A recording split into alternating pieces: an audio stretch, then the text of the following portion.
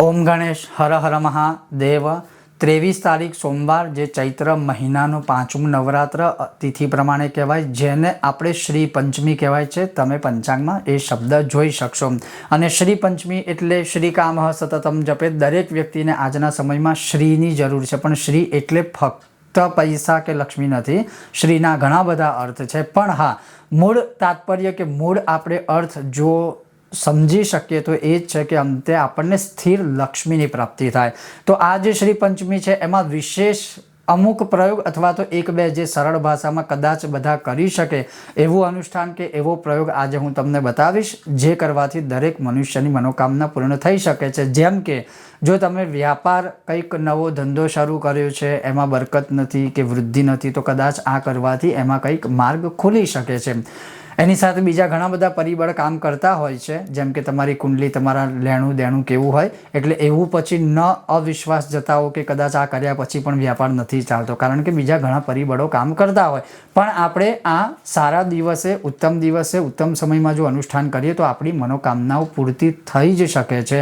તો એક એ વ્યાપાર માટે છે, બીજું ઋણમુક્તિ માટે છે, ત્રીજું કે ઘણીવાર લક્ષ્મી ઘણી આવતી હોય પણ ટકતી નથી। આ ઘણા લોકોનો એક પ્રશ્ન કે કમ્પ્લેન છે। તો સ્થિર લક્ષ્મીની પ્રાપ્તિ થાય અને સાથે સાથે જીવનના યૌગિક અને ભૌગિક દરેક પ્રકારના સુખ પ્રાપ્ત થાય, એના માટેનું આ જે અનુષ્ઠાન છે એ હું તમને શ્રવણ કરાવીશ, સત્સંગ કરાવીશ।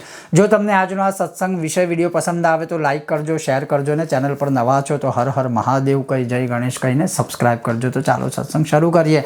હવે સૌથી પહેલું અનુષ્ઠાન જે હું તમને અભિષેકથી શરૂ કરાવું છું આ ચેનલમાં, એટલે અભિષેકથી એનો મતલબ એ છે કે તમારી પાસે જો શ્રીયંત્ર છે, તમારી પાસે સરખું ને પ્રોપર શ્રીયંત્ર છે, તો એ શ્રીયંત્ર ઉપર તમે 16 પાઠ શ્રી સુક્તમના બોલતા અને કદાચ જો તમને કંઈક મનમાં શંકા હોય ઉચ્ચારણ વિશે, તો પછી કોઈ સાહસ નહીં કરતા, તમે ખાલી વિડીયો ચલાવી અથવા તો કોઈ બ્રાહ્મણને બોલાવી પણ આ પ્રયોગ કરી શકો, અથવા તો વિડીયો ચલાવીને શ્રી સુક્તમ ચાલતું હોય અને તમે ચાહો તો અભિષેક કરી શકો છો। જેમ કે દેવી ભાગવતના વિધાન અનુસાર કે જો આપણે યંત્ર કે માતાજીની ઉપર દ્રાક્ષથી આપણે અભિષેક કરીએ અથવા તો દાડમથી અભિષેક કરીએ, તો એનાથી વહાન બીજું કોઈ પુણ્ય આપવાવાળું દ્રવ્ય નથી, અર્થાત માતાજી બહુ રાજી થાય, બહુ ખુશ થાય છે।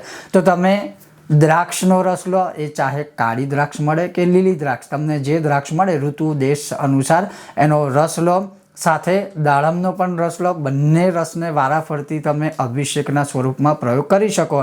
માની લો કે જેમ કે હું તમને પહેલું નાનકડું અનુષ્ઠાન સજેસ્ટ કરું 16 પાઠનું, તો 8 પાઠ છે એ તમે દ્રાક્ષના રસથી અભિષેક કરો અને 8 પાઠ છે એ તમે દાડમના રસથી અભિષેક કરો। પછી તમે એ જે દ્રવ્ય છે પવિત્ર જગ્યા ઉપર વિસર્જિત કરી શકો। પણ હા, આ અનુષ્ઠાન કરવું કેવી રીતે? તો જ્યારે તમે તમારું નિત્ય પૂજાપાઠ આદિ સવારે પરિપૂર્ણ કરી લો, કદાચ સવારે ના થાય તો તમે સાંજે પણ આ કરી શકો છો, એટલે કોઈ ચિંતા નહીં કરો તમારા સમય પ્રમાણે।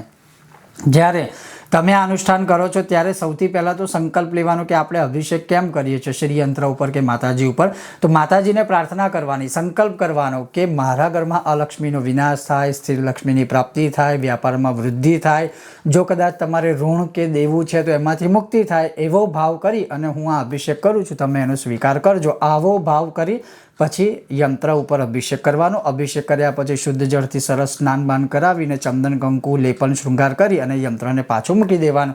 આ થયું એક અભિષેકાત્મક સાવ નાનકડું અનુષ્ઠાન। બીજું અનુષ્ઠાન છે, તમે એક દિન સાધ્ય એવું પણ કરી શકો છો કે ખાલી અભિષેક કશું ના કરો, તો શ્રીયંત્રની સન્મુખ બેસીને આ જ રીતે સંકલ્પ લેવાનો તમારી કામના અનુસાર, અને 16 ખાલી પાઠ કરો।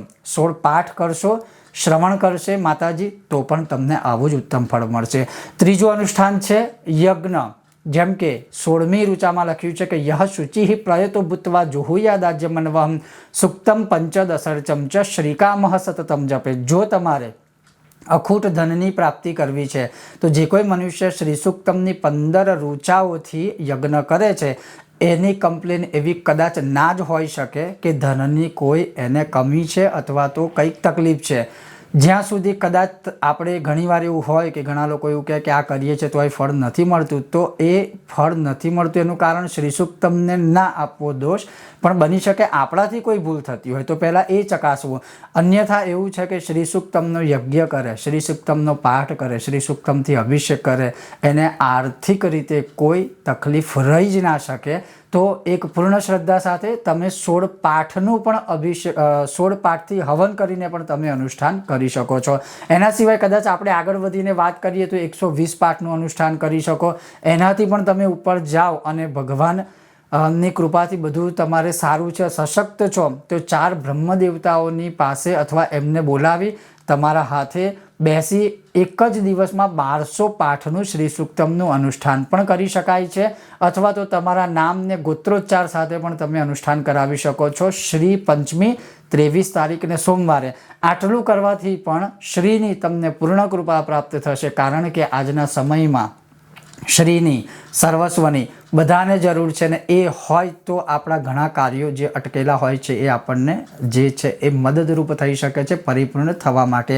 તો 23 તારીખ સોમવાર અને શ્રી પંચમી નવરાત્રિ આ એક સરસ મજાનો યોગ સંયોગ, અને દર વર્ષે જે રીતે ચૈત્ર મહિનામાં શ્રી પંચમી આવે છે તો શ્રીની ઉપાસના કરી અને શ્રી સૂક્તમનો લાભ લઈ અને આપણે આપણી મનોકામનાઓ પૂર્ણ કરી શકીએ છીએ. બહુ જલ્દી મળીશું, ખૂબ જ જલ્દી મળીશું નવા વિષય નવા સત્સંગ સાથે. ત્યાં સુધી તમે જોતા રહો ચાલો સત્સંગ કરીએ મારી સાથે. ઓમ ગણેશ હર હર મહાદેવ.